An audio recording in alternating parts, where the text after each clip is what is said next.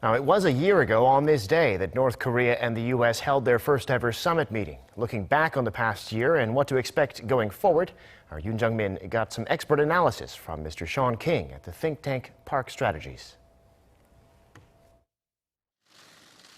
It has been exactly 1 year since North Korean leader Kim Jong-un and U.S. President Donald Trump met in Singapore for the first ever talks between the leaders of their two countries.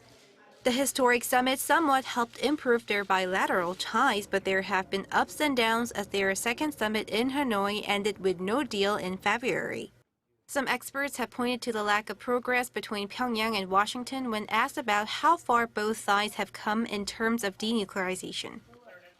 As far as I know, they haven't dismantled any missiles.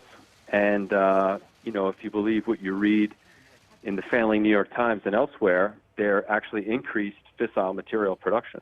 So it seems like the North Korea nuclear program is either static or advanced, so no denuclearization to date at all.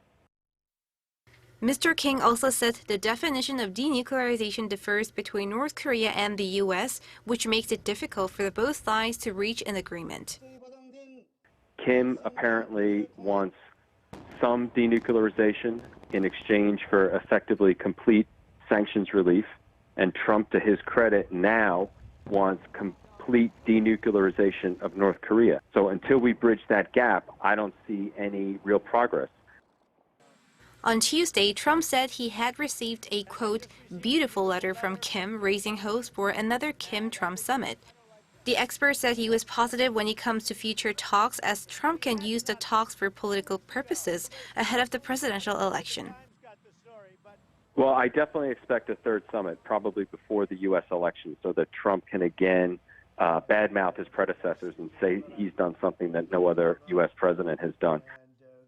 However, he also said there is, quote, a parallel universe for North Korea policies inside the White House, hinting at some gap between President Trump and the rest of his government officials. Yoon Jung-min, Arirang News.